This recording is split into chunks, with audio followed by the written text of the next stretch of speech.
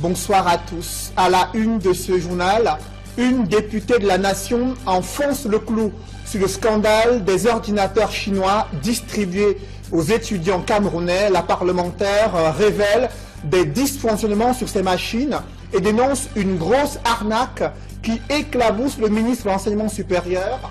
Face à l'avalanche de critiques, Jacques Famdongo répond à ses détracteurs. Vous le suivrez dans ce journal.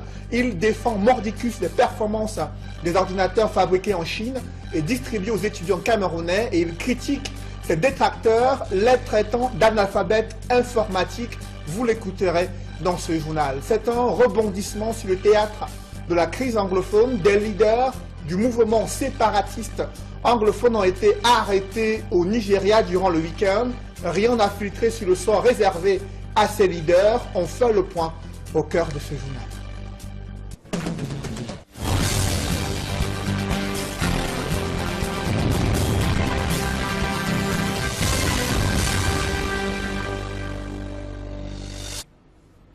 Merci de suivre cette édition complète de l'information sur Equinox Télévision.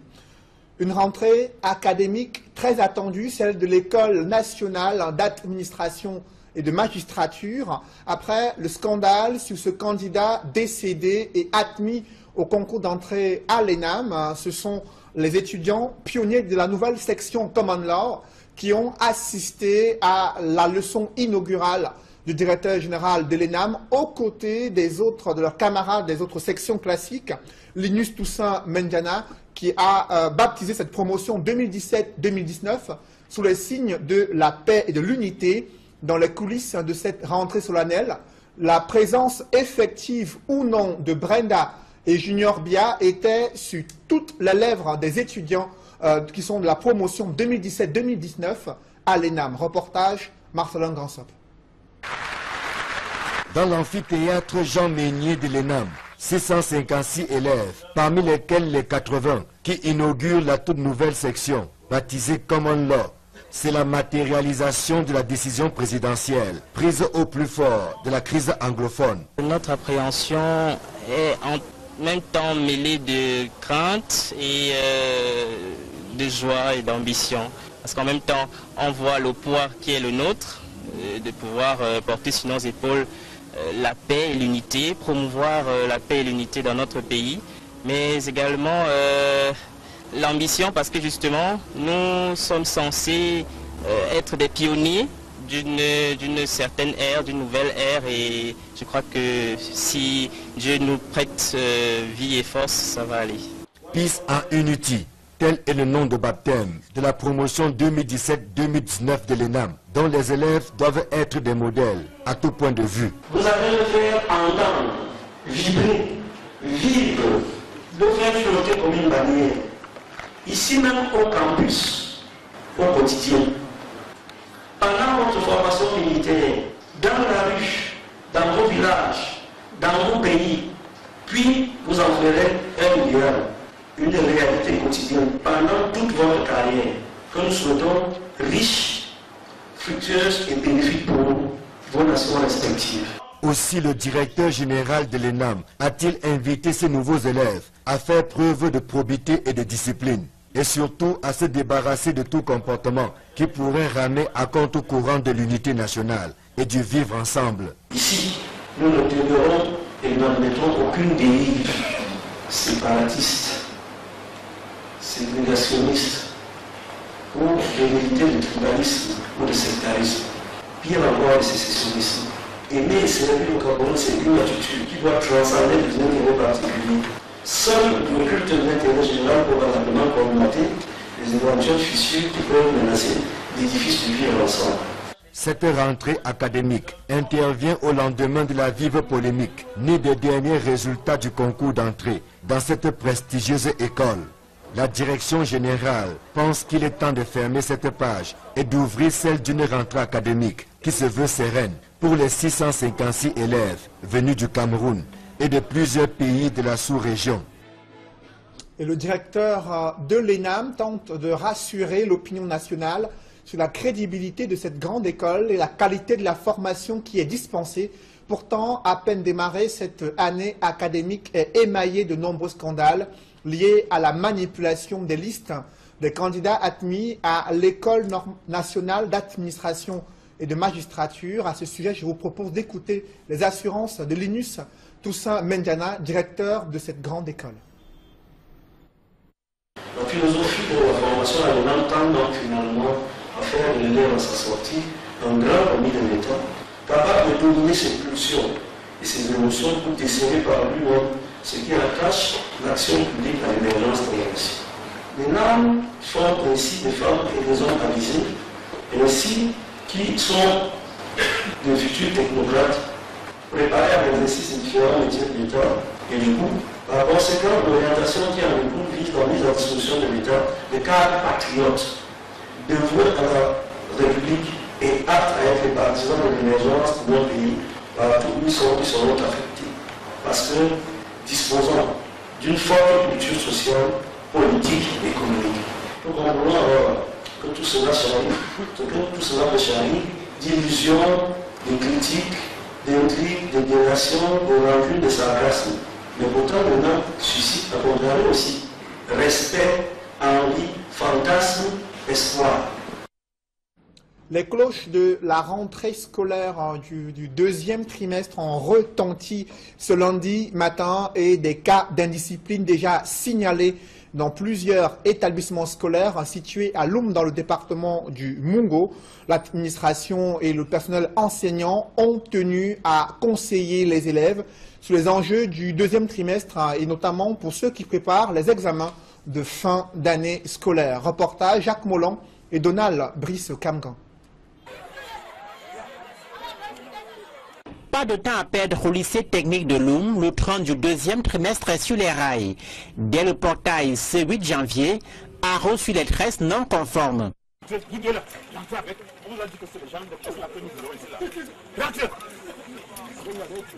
Le premier rassemblement de ce deuxième trimestre, connu comme une période clé de l'année scolaire, a été l'occasion pour le proviseur de glisser quelques astuces aux apprenants. Se mettre au travail dès à présent.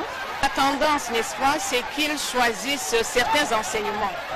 Donc, il est question de les recadrer et qu'ils sachent que toutes les disciplines se valent et qu'ils ne devraient en négliger aucune. C'est le moment de nous mettre au travail et nous voyons que le deuxième trimestre est entrecoupé des petites fêtes. Donc, un élève qui est conscient doit connaître comment il doit manier pour mieux s'en sortir. Engagement et détermination également au Collège des Arts et Métiers.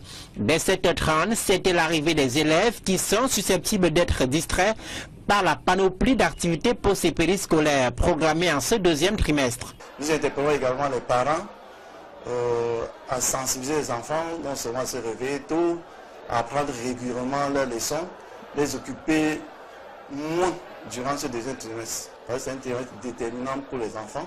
D'après le calendrier publié par le ministère des Enseignements secondaires, les premiers examens officiels se dérouleront à partir de fin mai prochain. Quelle est la réalité de cette rentrée du deuxième trimestre dans les établissements scolaires situés dans le chaudron de la crise anglophone? En effet, très peu d'élèves ont répondu présents à cette rentrée du deuxième trimestre. Dans certains établissements scolaires situés à Kumbo, dans la région du nord-ouest, des enseignants ont eu du mal à dispenser les cours dans des salles de classe presque vides. Vous le voyez en image, d'autres élèves sont venus en civil pour suivre les cours. L'effectif des élèves ne cesse de baisser dans certaines écoles publiques situées à Kumbo. Le climat social et sécuritaire en serait la cause. Cette situation pourrait impacter sur l'avenir scolaire de ces enfants selon les inquiétudes des enseignants. Par contre, c'est une autre réalité vécue à Bamenda, capitale régionale du nord-ouest, où l'on a noté la présence plus importante des élèves dans les établissements scolaires. Vous le voyez en image avec les fouilles menées par les forces de sécurité pour se rassurer de la sécurisation de cette capitale régionale du nord-ouest et une présence un peu plus importante des élèves dans certains établissements scolaires situés à Bamenda, capitale régionale du nord-ouest, en proie à des villes mortes depuis plusieurs mois. Cette crise anglophone et son impact sur l'école font partie des problématiques majeures évoquées lors d'un séminaire annuel de la conférence épiscopale nationale du Cameroun. L'archevêque de Bamenda a réitéré son appel à l'ouverture d'un dialogue pour résoudre la crise anglophone. Il a également fait le point sur la situation dans les établissements scolaires confessionnels dans la région du Nord-Ouest. Des précisions avec Emmanuel Diop et Guy Zogo. Les assises du séminaire annuel de la conférence épiscopale nationale se sont ouvertes à Yaoundé avec un accent sur la formation presbytérale. Dans cette optique, l'archevêque du diocèse de Bamenda rappelle ce qui signifie être prêtre aujourd'hui. Être prêtre aujourd'hui, c'est un défi dans une situation qui change.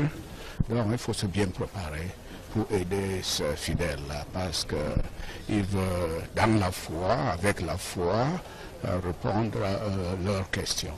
Dans le contexte actuel et singulièrement dans le Nord-Ouest où la situation est troublée, l'archevêque de Bamenda précise quelle est la mission du prêtre.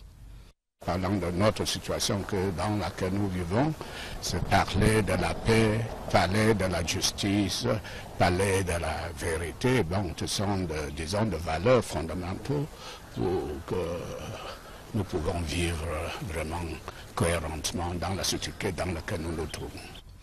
De plus, faisant référence à la perturbation du cycle scolaire dans le Nord-Ouest, l'homme de Dieu indique qu'un léger mieux s'observe à Bamenda, tout en condamnant l'idée de compromettre l'éducation des enfants. À Bamenda, ça change un tout petit peu parce que les écoles fonctionnent quand commencé, surtout dans les villes, mais dans le village d'autres choses. Malgré tous les problèmes que nous avons, c'est-à-dire des problèmes sociopolitiques, il ne faut pas compromettre l'éducation des enfants. Je crois que ça c'est capital. Ces enfants-là, ce seront des dirigeants de demain. Enfin, de manière générale, au sujet de la crise qui secoue actuellement les régions du Nord-Ouest et du Sud-Ouest, l'archevêque ne voit la solution que dans le dialogue. Dès le début, appeler tous les partenaires dans ce problème à chercher le dialogue dans la vérité, dans la honnêteté. On ne peut pas avoir la réconciliation sans avoir le dialogue. On ne peut pas avoir la paix sans la réconciliation. Donc nous pensons que le dialogue c'est capital. Une véritable prédication qui reste cependant à être entendue. C'est un rebondissement sur le théâtre de la crise anglophone. Des leaders du mouvement séparatiste ont été arrêtés durant le week-end au Nigeria. Rien ne filtre sur le sort réservé à ces leaders du mouvement séparatiste anglophone. Ni le Nigeria ni le gouvernement camerounais n'ont confirmé l'interpellation des leaders de ce mouvement séparatiste anglophone. Seuls les partisans de ce mouvement dénoncent l'implication des autorités nigériennes et camerounaises pour l'arrestation de ces leaders du mouvement sécessionniste installé au Nigeria depuis plusieurs mois. Nous y reviendrons dans nos prochaines éditions. Je vous le disais en titre, une députée de la nation enfonce le clou sur le scandale des ordinateurs chinois distribués aux étudiants camerounais. Après ses propres investigations, cette parlementaire révèle des dysfonctionnements sur ces machines et dénonce un gros scandale qui éclabousse depuis plusieurs semaines le ministre de l'Enseignement supérieur. Éric Massan-Diomon nous en dit plus dans ce reportage. Pour arriver à une conclusion négative sur la qualité de ces ordinateurs, dont du chef de l'État aux étudiants camerounais, l'honorable Marlis Doualabel dit avoir non seulement échangé avec les étudiants, mais aussi a constaté par elle-même les nombreux dysfonctionnements recensés sur plusieurs d'entre eux.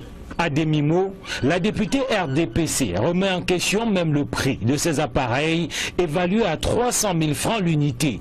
Tous ces manquements poussent cette dernière à suggérer une plainte contre le fournisseur qui aurait dupé le ministère de l'Enseignement supérieur et l'État camerounais entier. Or, dans une sortie à grand renfort médiatique, Jacques Famendongo, le ministre de l'Enseignement supérieur, et Issa Tiroma Bakari, au lendemain des premières polémiques sur ces ordinateurs, juraient de la qualité et de la fiabilité de ces appareils conçus selon la dernière technologie de l'heure en la matière.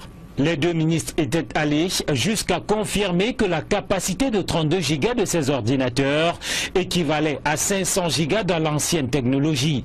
Des postures fortement contestées par les spécialistes de l'informatique.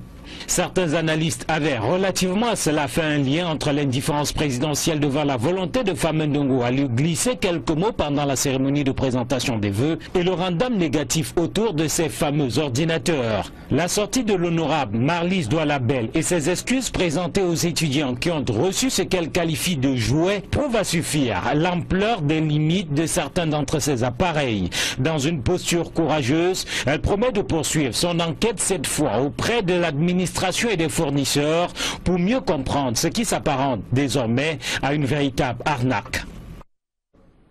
Face à cette avalanche de critiques, Jacques Famdongo a tenu à répondre à ses détracteurs. Le ministre de l'Enseignement supérieur a co-présidé une cérémonie de remise des diplômes aux étudiants de la faculté de médecine et sciences biomédicales à Douala. Il a tenu à défendre mordicus les caractéristiques et les performances de ces ordinateurs chinois distribués aux étudiants camerounais. Il estime que ceux qui le critiquent ne connaissent pas du tout l'outil informatique. Avant d'écouter le ministre de l'Enseignement supérieur, je vous propose de suivre les recommandations qui ont été faites à l'endroit de ces nouveaux médecins et pharmaciens sortis de la faculté de médecine de Douala. C'est dans ce reportage signé Flavien Ndongo.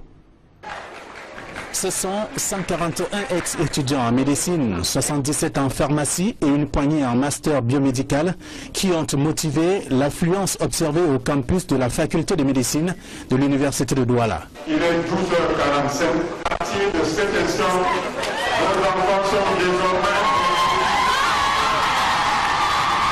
Face aux finissants, André Mamafouda a invité la nouvelle cuvée des spécialistes de la santé à être des modèles dans la pratique de leur métier. Exigence extrême en termes de qualité de prestation des soins et des services.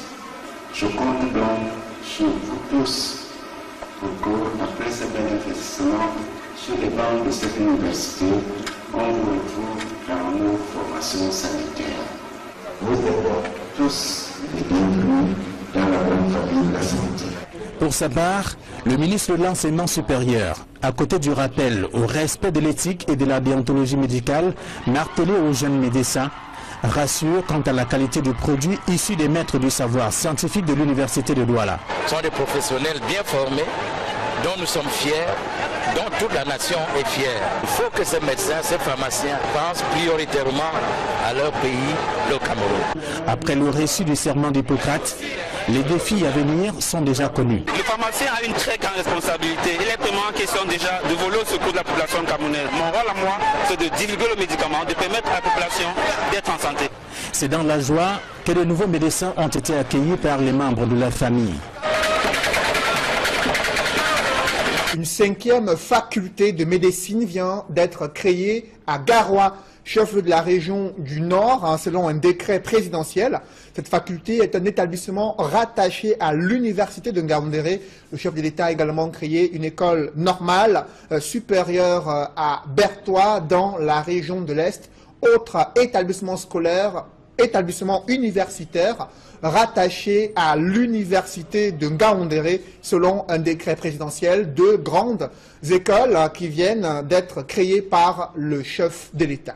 Et je vous le disais, Jacques Famdongo, ministre de l'Enseignement supérieur, répond à ses détracteurs et il défend mordicus les qualités et les performances de ces ordinateurs chinois distribués aux étudiants camerounais. Le ministre de l'Enseignement supérieur estime que ces détracteurs sont des analphabètes de l'outil informatique, raison pour laquelle ils ne connaissent pas du tout les caractéristiques et les performances de ces nouveaux ordinateurs qui ont été distribués aux étudiants camerounais depuis quelques semaines. Des précisions dans ce reportage signé signé bien sûr Flavien Ndongo. Jacques Famin Ndongo met à profit toutes les occasions qui lui sont offertes pour s'expliquer sur la question des ordinateurs polémiques. Le chancelier des ordres académiques a laissé de côté le motif de la rencontre du jour à Douala pour expliquer les caractéristiques des ordinateurs portables qui lui confèrent désormais une célébrité négative. Ils sont dotés d'un système d'exploitation Windows 10 de Microsoft et S365 Office, toujours de Microsoft. Et cerise sur le plateau, ce sont les ordinateurs portables de nouvelle génération. Durant près de 20 minutes, le ministre de l'Enseignement supérieur a tenu en haleine les ex-étudiants en médecine et le public venu assister à la cérémonie de remise des diplômes. Chaque phase de ces explications suscitait le rire auprès de ses interlocuteurs. Ils sont encore ankylosés dans l'ancien système. Il faut donc qu'ils opèrent une mutation copernicienne au passé de la vieille informatique à la nouvelle informatique.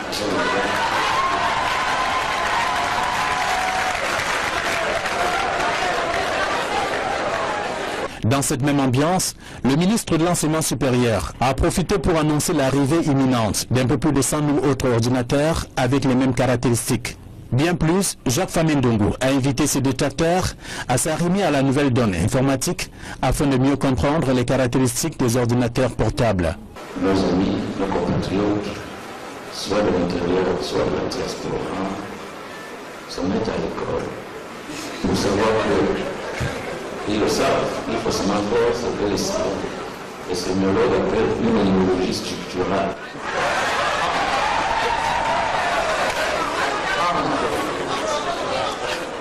Le système de l'audiovisuel et le système de l'informatique. Précisons qu'une 5e faculté de médecine vient d'être créée à Garoua, chef-lieu de la région du Nord. C'est une décision du président de la République. Cette faculté est un établissement rattaché à l'université de Ngaoundéré et une école normale supérieure a également été créée à Bertoua, dans la région de l'Est, décision du président de la République du Cameroun. Dans l'escale internationale, l'armée sénégalaise, toujours à la recherche des auteurs de massacres en Casamance, un massacre qui a fait au moins 13 morts durant le week-end. Une délégation ministérielle est allée évaluer la situation sécuritaire dans cette localité en proie à des tensions sociopolitiques et sécuritaires depuis plusieurs années. On fait le point avec Gladys Sidier. Une chasse à l'homme est lancée au Sénégal après le massacre de 13 jeunes hommes par une bande armée dans une forêt en Casamance. Cette région du sud du Sénégal est en proie à une rébellion depuis 35 ans. Le massacre du week-end dernier est l'un des pires de l'histoire récente. Un rescapé rapporte avoir été arrêté par 2 hommes armés dans la forêt qui l'ont contraint à leur remettre son téléphone portable et à rejoindre d'autres personnes qui avaient été arrêtées avant lui.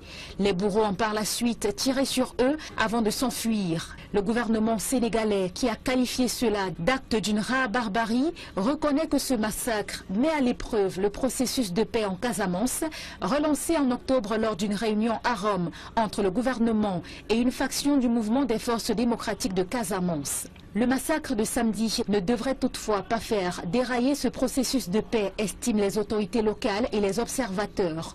Depuis samedi, l'armée sénégalaise a déployé une compagnie de quelques 150 parachutistes pour évacuer les victimes et traquer les auteurs de l'attaque. Une attaque qui survient moins d'une semaine seulement après la libération de 2 membres du MFCD, le mouvement des forces démocratiques de Casamance, qui était jusque-là détenu par les forces de sécurité sénégalaises.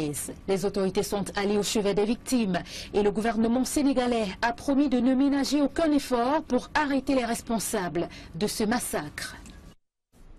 Mesdames, Messieurs, c'est la fin de ce journal. Merci de l'avoir suivi. Je vous souhaite une bonne soirée sur Equinox Télévision juste après cette édition du 20h, l'émission 100% foot présentée par Étienne Pascal Azégué. Bonne soirée sur cette même antenne.